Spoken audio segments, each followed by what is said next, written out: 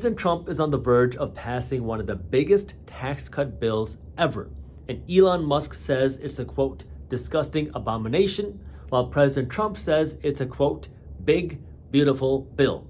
Now, most people on the internet are having a field day talking about the Musk and Trump feud, but I want to do something different. I want to talk about the finances, and I want to talk about what this means for you. That way you can be a smarter investor, which means, yes, a lot of people will be offended by this video. So let's not waste any time and jump right in. During President Trump's first term in office, he passed a large tax cut bill called the Tax Cuts and Jobs Act. And this Tax Cuts and Jobs Act bill is set to expire in the end of 2025, which is why President Trump is now working to get this big, beautiful bill passed to extend the Tax Cuts and Jobs Act and add some additional tax cuts as well. The five main things that many people like to focus on when it comes to this tax cut bill are: number one, keeping corporate tax rates low at 21% instead of going up to 35%. Number two, keeping individual tax rates low for pretty much all incomes instead of going up. Number three, keeping the standard deduction high. Number four, limiting itemized deductions. And number five, the big one that has a lot of headlines, is no taxes on tips, overtime, and Social Security, which we'll see if that actually gets approved or not. But the reason why this bill is getting so much controversy isn't just the tax cuts. It also has to do with spending in the government, because this bill is also proposing to raise the United States debt limit by $5 trillion. And this is where a lot of people have concern. This is what Senator Rand Paul had to say. He said, quote, setting the ceiling at $5 trillion is an indication that we, the United States, will borrow that much more money. It's an indication that will put the debt burden back on the back burner, essentially saying that if we say we can raise the debt ceiling, the United States is going to spend that much money, which makes sense. This is what Elon Musk had to say, quote, it will massively increase the already gigantic budget deficit to $2.5 trillion and burden American citizens with crushingly unsustainable debt. Now, let's break down what this means, because our economic system runs on spending. Yes, we've already covered this in Market Briefs. Again, Market Briefs is my free financial newsletter where every day my team is working to break down what's happening in things like the economy and housing, stocks, crypto, and the global economy into a fun, witty, and easy to read newsletter. We have hundreds of thousands of investors that read Market Briefs every morning. Plus, when you sign up for Market Briefs, you'll also get my investing masterclass, which will walk you through how you can get started as an investor and find hidden investment opportunities. It's completely free, so if you want to get the investing masterclass and Market Briefs, all you have to do is click the link down in the description below. So let's break this down. Our economic system runs on spending. The more money you spend, the more money somebody else makes, period. If you have $100 in your pocket and you go into Chipotle and then you turn around and don't spend any money, that's not good for the economy. It's not good for Chipotle. But if you take the $100, you go into Chipotle and you spend that money, well, now that's good for Chipotle. It's good for the economy because now Chipotle has money to pay for their employees. They have money to open up more stores. And if you go into Chipotle and you spend the $100 plus an additional $100 because of your Amex or your Visa, well, now Chipotle has more money to open more stores and hire more employees. So the more money that's spent in our economy, the more that our economy grows, the more the businesses grow.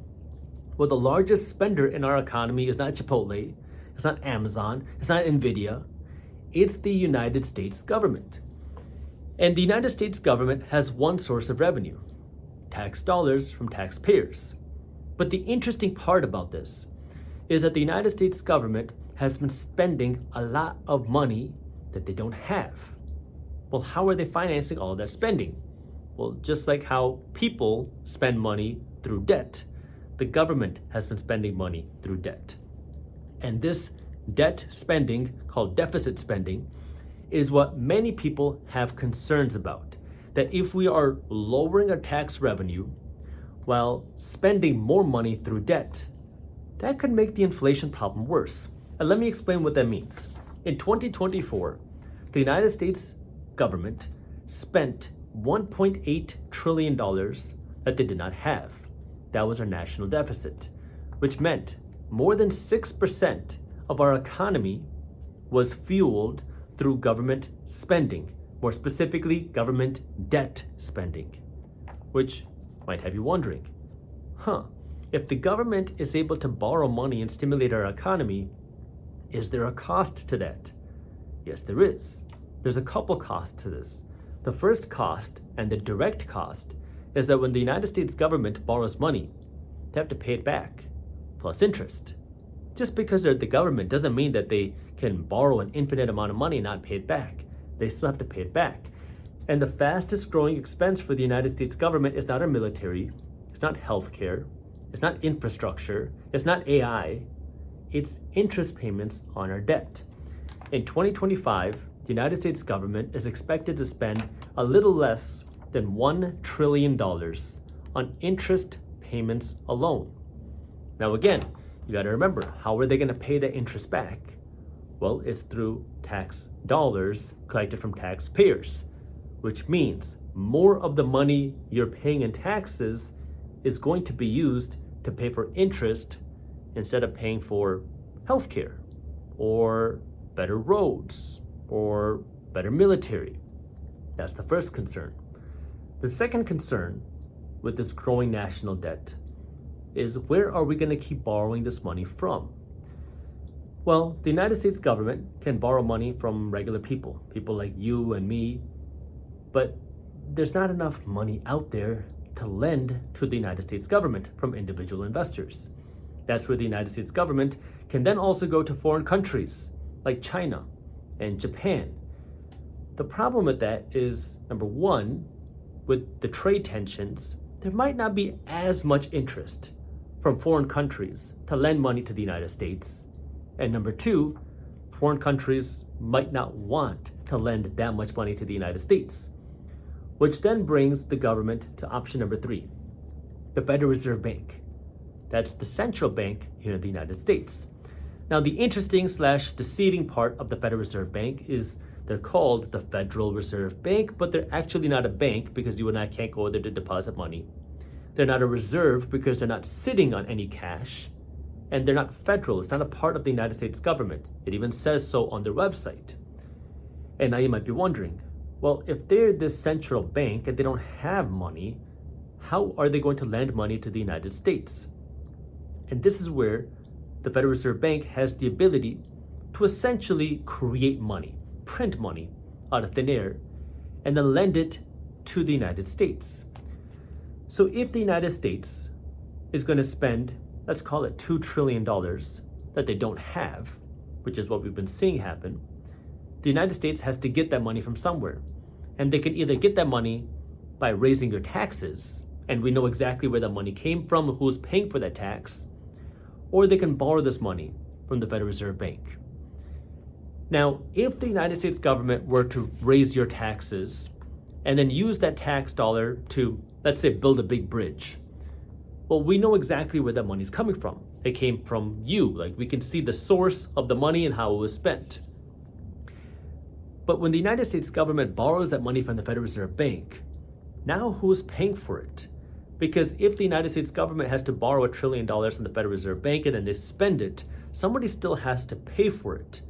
But the question is who? And this is that part that I really want you to understand. And this is that level of financial education that I wish we were taught in schools. But the reality is, the person who pays the price is generally the person that doesn't understand how money works. Because if the Federal Reserve Bank creates $1 trillion out of thin air, they lend it to the United States government, the United States government spends that money, what happens first? Well, the economy booms. Because remember, when the United States government spends that $1 trillion on building this bridge, that means steel companies just got a big contract. That means construction companies got big contracts. And that creates more jobs. And when these people have more jobs, that means they have more money to buy houses, they have more money to buy cars, they have more money to go on vacations, which means the economy gets to grow. But then you start to notice something. If we create more and more of this money out of thin air, the value of each individual dollar that you have starts to go down. And the reason why is because our money, at least what we call money, is not backed by any precious metal. Our money is not backed by physical gold. It's not backed by anything tangible. It's just pieces of paper. And so now as you start to create more of this pieces of paper, what we call money, this currency, the value of that currency starts to go down, which in turn causes the prices of things to go up. This is why we have seen the prices of things rise so much since the pandemic, because of how much spending that we did during the pandemic. The spending that the government did was not funded through tax dollars, it was funded through debt. You may have heard it been called deficit spending. That's what that means. It means the United States government spent a lot of money through debt, which was then money being created, and the money being created then devalued the dollar, causing the prices of things to go up. And this is the concern that some people have, that, hey, we want to cut taxes, which is nice. Who doesn't want to pay less money in taxes? But if we're also going to increase our national debt, isn't that going to create another problem, which is potentially more inflation? And that's the concern. And of course, we don't know what's going to happen. Everybody has opinions. My goal isn't to try to predict what's going to happen. I want you to understand where the opportunity is. And so let's talk about the opportunity. Well, when inflation happens, we understand who gets hurt. It's the average person, it's consumers, because when you go to consume or buy things, things are more expensive. You go to Chipotle, well, now that bowl is more expensive and the extra guac is even more expensive. That's what happens when you have inflation. It makes consuming more expensive. Now, everybody's a consumer. Rich people, middle class people, poor people, everybody's a consumer. Inflation makes consumption more expensive, but inflation also benefits some people. It benefits investors. And this is what we've been seeing happen, not just over the last 5 years, but over the last number of decades.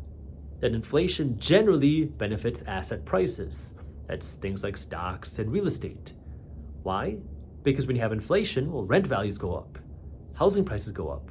That's good if you're a real estate investor and you own the properties. Not so good if you don't own the property. Inflation also has helped the stock market grow.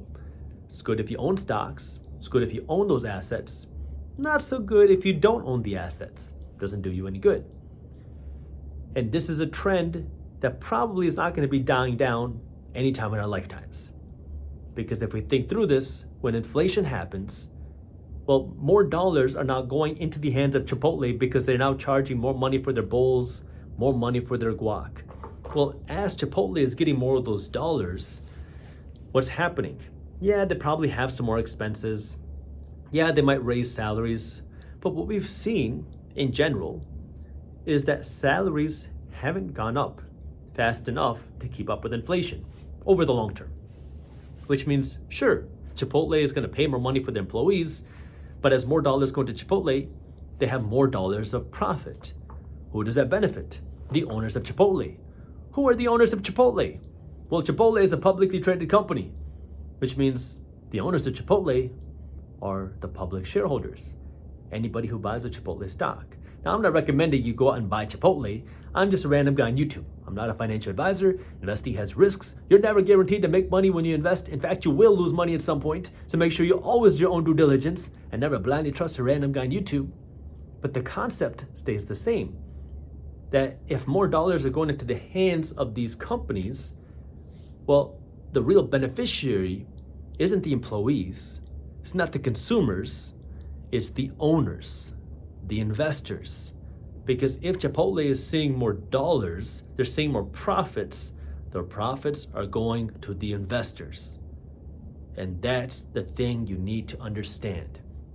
If we continue to see more national debt, if we continue to see more deficit spending, if we continue to see more inflation, that's good for investors, not good for consumers. Now again, we don't know what's going to happen. Perhaps the bill doesn't get passed. Perhaps the bill gets passed and we see the national debt go down. At the end of the day, it doesn't matter. What we do know is the government keeps spending money. The government loves spending money they don't have. Sometimes taxes will go up, sometimes taxes will go down, and no president wants to see the economy slow down, which is probably why we love seeing politicians, Republicans and Democrats, spend money. Because when they spend money, that helps the economy grow. And it makes the the financial numbers look better when you're in office. But at the end of the day, if you want to be the winner in this situation, you got to understand the game. You got to understand how money works, and the way you win is by becoming an investor. And again, if you don't know where to start, join Market Briefs. We'll get my investing masterclass, and I'll walk you through the different things you need to understand as an investor. But the key here is to learn the game, learn the rules, not get emotional, and find the opportunity. And with that, I will see you on YouTube tomorrow.